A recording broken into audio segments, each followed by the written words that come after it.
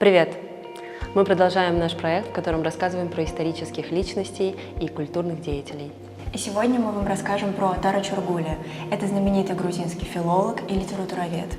Его первые работы, этюды, монография, критические статьи были посвящены изучению творчества грузинских и абхазских писателей.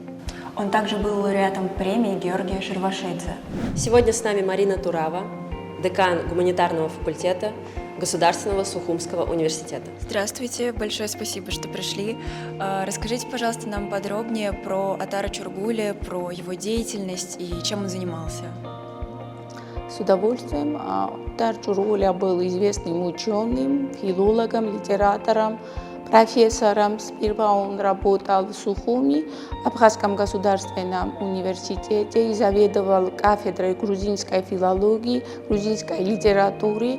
Потом в связи известных трагических явлений он продолжил свою деятельность в Тбилиси и работал заведующим кафедрой уже в Сухуми, в Сухумском филиале Тбилисского государственного университета имени Джавахишвили. Его воспитанники до сих пор работают в наших вузах, в школах.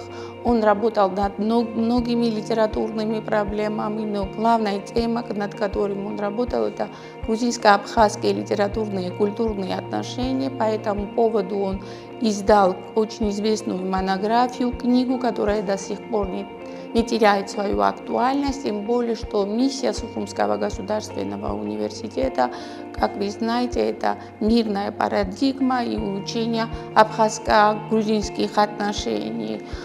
Атар Чургулия был очень известным человеком в Абхазии, он знал и дружил со многими абхазцами, в том числе и писателями, поэтами. Он дружил и с грузинскими писателями, которые переводили абхазских авторов. Это помогало ему в этих научных работах. Известный писатель 20 века Борхес писал, что литература – это лингвистический эквивалент мышления. Атар Чургулия прекрасно понимал, что абхазская литература отражает сущность абхазцев, их мировоззрение, самобытность, и в этом контексте изучал он абхазскую литературу. Этот путь продолжают его ученики, они тоже работают над абхазской литературой, над отношениями грузино-абхазских культурных и литературных, и эта традиция продолжается до сих пор. А как он повлиял на грузино-абхазские литературные отношения? И что вы скажете по поводу его писания о Дмитрии Гулии? Да. Он писал не только о Дмитрии Гулиях, но писал о многих известных писателях. Конечно, позитивно это повлияло на то, что мы абхазскую литературу знаем лучше, чем знали до сих пор. На это повлияло и то, что грузинская литература очень тесно была связана с абхазской литературой в течение всего 20 века. И абхазских авторов переводили очень известные грузинские поэты и писатели. Сегодня с нами Саломе Капанадзе, профессор, доктор филологических наук, писательница, а также студентка и коллега Атара Чургулия. Вы бы могли с нами поделиться, как он жил и как вы его запомнили? Атар Чургулияზე მე ძალიან ბევრი შემიძლია ვისაუბრო, იმიტომ რომ მე ვიყავი მისი სტუდენტი და ასევე მქონდა ბედნიერება რომ ყოფილიყავი მისი კოლეგა. პირველი რაც მინდა ვთქვა, რომ ეს იყო საოცრად მონოლითური პერსონა საერთოდ აფხაზეთის კულტურულ ლიტერატურულ სივრცეში, საგანმანათლებლო სივრცეში. ამიტომ ატარ ჭურგულიაზე საუბარი სიმართლე გითხრათ ადვილი არ არის, იმიტომ რომ ჩვენ უნდა დავინახოთ ის განსხვავებული რაკურსით.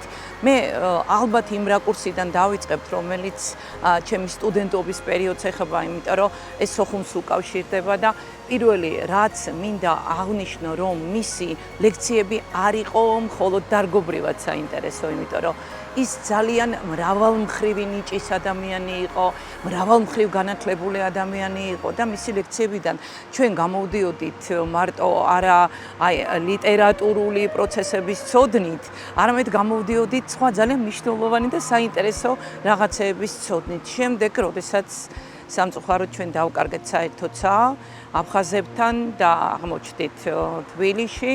ოთარ ჭურღულია იყო პრორექტორი სოხუმის სახელმწიფო უნივერსიტეტის და აქაც მე მქონდა ბედნიერება რომ ყოფილიყავი მისი კოლეგა. აი ძალიან მნიშვნელოვანი რამ მინდა გავიხსენო პირველი სოხუმური პერიოდისა როგორი ურთიერთობა ჰქონდა მას თავის კოლეგებთან, პაվել ხაჯარატოვიჩთან, აციბასთან, ეს იყო ჩვენი დეკანი მაშინ, როგორი ურთიერთობა ჰქონდა სხვა აფხაზ კოლეგებთან და მე აი აქეთ როცა წამოვედით, ეს პერიოდი ძალიან საინტერესოა და მინდა გავიხსენო ერთი რამ. ერთხელ მან დამიბარა კათედრაზე და შემომთავაზა ახალი სალიტერატურო კურსის წაკითხვა. ეს იყო მითოლოგიის კურსი და მითხრა რომ აი მე შენ გენდობი, ეს ახალი კურსია, მინდა დაამუშავო და მინდა რომ გაუძღვეო. მე ცოტა შევრჩით და საუბარი დავიწყეთ აფხაზურ მითოლოგიაზე, იმიტომ რომ მან მითხრა რომ კარგი იქნება თუ ამ სასწავლო კურსში შევა აფხაზური მითოლოგია და მე ვიგრძენი, როგორ უფრთხილდებოდა და როგორ ცდილობდა აი ამ მითოლოგიაში შეენარჩუნებინა სუფთა აფხაზური მითოსის სახე. ანუ დაეტოვებინა ეს აფხაზური მითოლოგია თავისთავადი, როგორც ორიგინალური. სულ მქონდა შეგრძნება რომ ის განიცდიდა ამ ურთიერთობის დაკარგვას. მერეც მახსოვს ერთხელ ჩვენ რაღაც სიტყვას ვაანალიზებდით ლექსიკურად მის წარმომავლობას და აქაც ბატონი ოთარი დაბეჭდებით მიმტკიცებდა რომ ეს არის აფხაზური წარმომავლობის სიტყვა. იცით ეს რა პერიოდია, ვიდრე ჩვენ აი გადავხარშავთ, მოვინელებთ აი ამ ბოღმას, ბრას, მას არ ქონდა ეს ბრაზი აფხაზი ხალხის მიმართ. არ ქონდა ეს შურიზიების განცდა აფხაზი ხალხის მიმართ. ეს ძალიან მნიშვნელოვანია, რომ ჩვენ აუცილებლად უნდა გვახსოვდეს მისი კიდე სხვა, იცით, აი ადამიანური პროფილი. ის არ იყო მარტო მეცნიერი, კვლევარი, პროფესორი. ეს იყო რაინდი თავისი ბუნებით და კიდევ ერთფაც გავიხსენებ, ერთხელ სოხუმის უნივერსიტეტს მოადგა შეყვარებული ბიჭები, მათ უნდათ გოგონა გაეტაცებინა და მე არ დამავიწყდება მისი სახე. როგორ აიტაცა ეს გოგონა, ჩაიხუტა გულში და როგორ შეუტია ამ მოძალადე ბიჭებს. ძალიან საინტერესო ადამიანი იყო, იცით, აი ლიდერი. ჯერ როგორი გარეგნობა ჰქონდა რაღაც ბიბლიური, ვინც მას ნახავდა ერთხელ, არასოდეს არ დაავიწყდებოდა ოთარ ჭურღულია, კარგი მონადირე, კარგი თამადა. ანუ მისი პორტრეტი არის ძალიან მრავალმხრივი.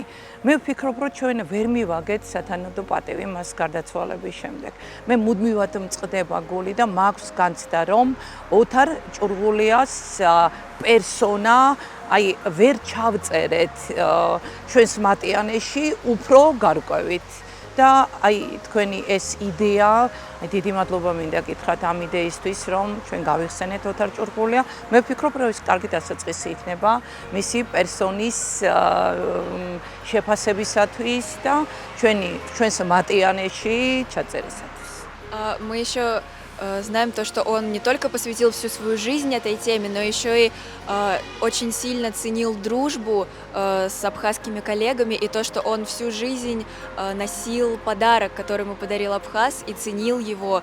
И вот какие у вас остались вот воспоминания именно о том, как он относился к Абхазии? ის რომ ესე რუდუნებით ეპყრობოდა საერთოდ აფხაზი ხალხის კულტურას, აფხაზ ხალხს მოწმობს მისი მონოგრაფია, რომელიც მან დატოვა, იმიტომ რომ ოთარ ჭურღულია იყო პირველი, რომელმაც ქართულ აფხაზურ ლიტერატურულ კულტურულ ურთიერთობებზე შექმნა მონოგრაფია.